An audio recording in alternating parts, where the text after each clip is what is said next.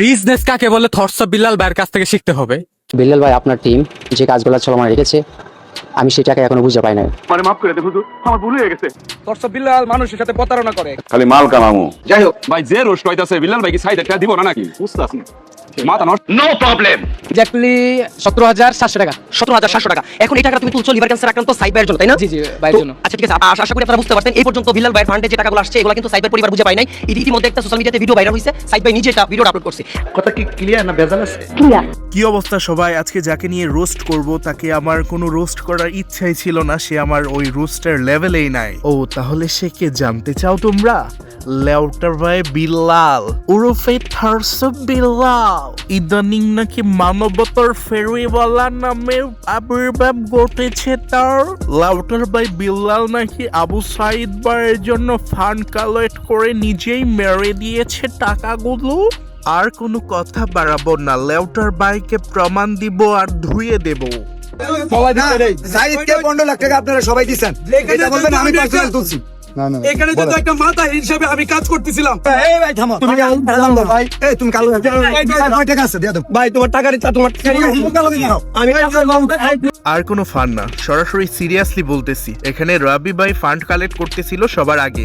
রাবি ভাই সকল কন্টেন্ট ক্রিয়েটরদের নিয়ে ফান্ড কালেক্ট করতেছিল। এখানে 15 লক্ষ টাকার উপরে ফান্ড কালেক্ট হয়েছে, যেখানে 30 লক্ষ টাকা লাগবে আর 15 লক্ষ টাকা প্রয়োজন। এই সময় আসছে লেউটার ভাই বিল্লাল। যেহেতু রাবি ভাই 15 লক্ষ টাকা কালেক্ট করে ফেলছে, এখানে এসে প্রস্তাব করতেছে যে আমারে তুমি দায়িত্ব দিয়ে দাও, তুমি সবাইকে বলে দাও যে আমি ফান্ড কালেক্ট করতেছি, যে থটস অফ বিল্লাল সকল টাকার ফান্ড কালেক্ট করছে।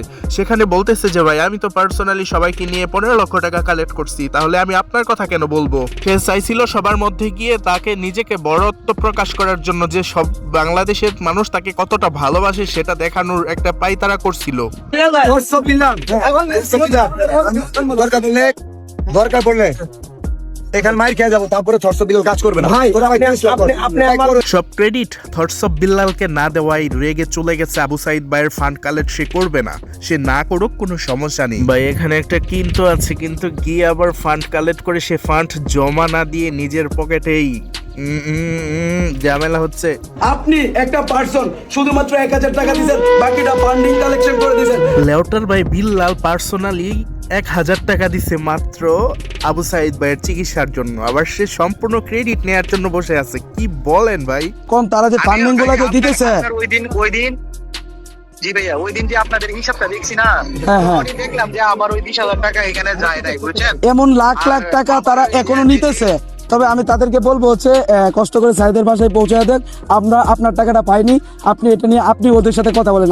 লেউটার ভাই বিল্লাল যে টাকা মারছে ওদের প্রমাণ দিতে গিয়ে দেখেন একটা প্রমাণ দিলাম সরাসরি। উনি 20,000 টাকা দিচ্ছে, ওটা লেউটার ভাই বিল্লাল মাইরা দিচ্ছে, দেয় নাই জমা।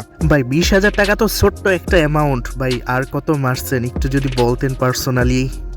সাহেদ ভাইয়ের জন্য ফান্ডিংটা করতেছি আমার বিকাশ নগদ এবং কি ব্যাংক নাম্বারে। কখনো আমরা টাকা নিচ্ছি না, সরাসরি সাহেদ ভাইয়ের নাম্বারে টাকা নিচ্ছি।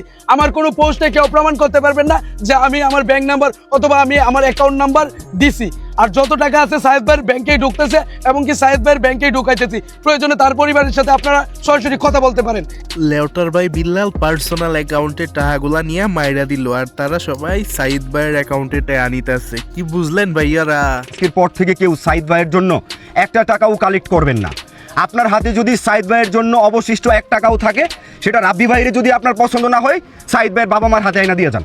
সাইদ ভাইয়ের 30 লক্ষ টাকা উইথ ডিভোর্সে ফান্ড কালেকশন বন্ধ হয়ে গেছে। কি গো মিয়া, ওই মিয়া, কি গো মিয়া, লেউটার ভাই বিল্লাল তুমি টাকা দিবা না, না নিজে খায়া লাইবা?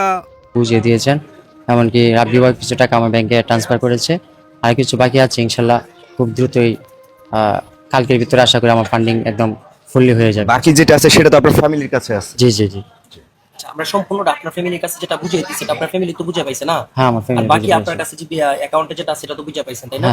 এখন বিষয় হচ্ছে আপনার এই কাজটার জন্য আমরা যে করছিলাম আমাদের কোনো স্বার্থ ছিল ভাই না, এখানে কোনো স্বার্থ আমি দেখি। সাইদ ভাইয়ের জন্য যে ফান্ড কালেকশন করা হয়েছিল সেটা শেষ হয়ে গেছে। এটা সাইদ ভাইয়ের কাছে এবং সাইদ ভাইয়ের পরিবারের কাছে সম্পূর্ণ টাকা হস্তান্তর করা হয়েছে, বুঝিয়ে দেওয়া হয়েছে। কি মনে হয় ভিডিও কি এখানেই খতম? আরে না ভাই, ভিডিও তো এই জায়গা থেকে শুরু হয়েছে। লেউটার ভাই বিল্লার টেহা মাইরা দেওয়ার পরে কাহিনী না কি হচ্ছে এটা জানতাই না। লক্ষ টাকা রোগীর কাছে জানে পুরো দেশ, অমানুষরা উৎপেতে আছে, করতে জীবন শেষ। হাসপাতালের বেডে শুয়েও যার ধরেছে আরো চাই রোগে। ফোনের মধ্যে টাকার পাসওয়ার্ড থাকা মানুষটাও কেন নিরাপত্তাহীনতায় ভোগে। 14 গোষ্ঠী থাকার পরেও যার জন্য করতে হবে ভিক্ষা, টাকাগুলো হাতে তুলে না দিয়ে নিজেরাই করাবো চিকিৎসা ইনশাল্লাহ। লেউটার ভাই বিল্লালের এই সুড্ডু বয়েজে অনেক কিছু মেনশন করা হয়েছে, বুঝার চেষ্টা হরুইন যে লেউটার ভাই বিল্লাল কিন্তু কোনো টেহা বুঝায়া দেয় নাই। টেহা কিন্তু প্রায় 20 লাখের মতো মনে হয় উঠছে, আমি শিওর না, আমি বলতেছি যে আমি কিন্তু শিওর না, 20 লাখের মতো অবশ্যই উঠছে। সাইদ ভাইয়ার টেহা লাগতো 30 লাখ, উঠতে পারছে 34 লাখ। যেহেতু 34 লাখ উঠছে, সে মনে হয় সিদ্ধান্ত নিছে যে সাইদ ভাইকে আর টেহা দিব না, এই টেহা দিয়ে অন্য কাজ করবো, এরকম হয়তো কোনো সিদ্ধান্ত নিছে। কিন্তু এই সিদ্ধান্ত তো হে নিতে পারে না, কারণ হে তো সাইদ ভাইয়ের কথা বইলে টেহা তুলছে।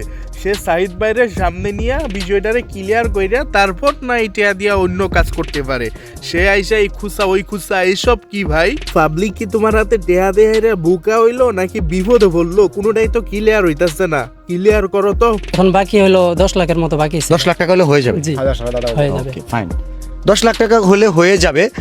আমার জীবনে এরকম 10 লাখ টাকা হয়ে যাওয়ার গল্প পূর্ণতা আছে, কিন্তু দুঃখের বিষয় যাদেরকে দিছি আদৌ তারা চিকিৎসার জন্য দেশের মানুষের এই যে আমানত আমাদের কাছে পৌঁছাইছিল, আমরা যে তাদের কাছে দিছি আদৌ কয় টাকা খরচ করছে, কি করছে, অবশিষ্ট আছে কিনা কিচ্ছু জানান দেয় নাই।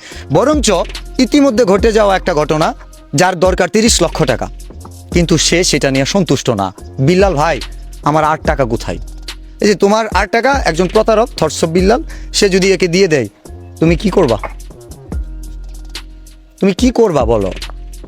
মানে আমি দেখলাম যে একটা মানুষের যতটুকু দরকার সে ওইটা নিয়ে খুশি থাকবে না। ভাই 10 লক্ষ টাকা যদি হয়ে যায়, খুশি না? জি, আমি আলহামদুলিল্লাহ খুশি। জি, এই খুশিটাই আমরা পূর্ণ করতে পারতেছি না, যেখানে অতিরিক্ত টাকা আসতেছে। মানুষ কিন্তু একটা রুগীকে দিচ্ছে, মানুষ কিন্তু চাইতেছে না যে এই রুগীর 10 লাখ টাকা হওয়ার পরে যেহেতু আমি এই রুগীকে দিছি ওর 100 কোটি হইলেও একেই দিতে হবে, এমন কিন্তু না।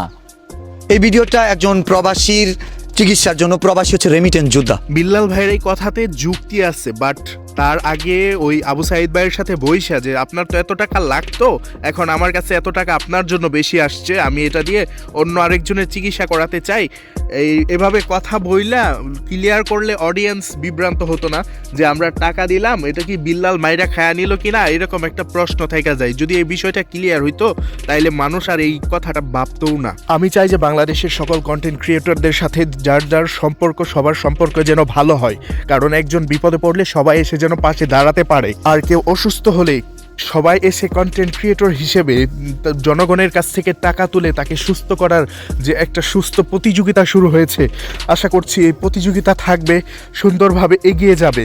তবে আপনারা কখনো এরকম ভুল বোঝাবুঝির সৃষ্টি করবেন না, তাতে আমাদের মতো সাধারণ মানুষের ক্ষতি হয়ে যাবে। যাদের টাকা প্রয়োজন তারা টাকা পাবে না। সুস্থ চিন্তা ভাবনার মাধ্যমে আজকের ভিডিওটা শেষ করছি। আল্লাহ হাফেজ।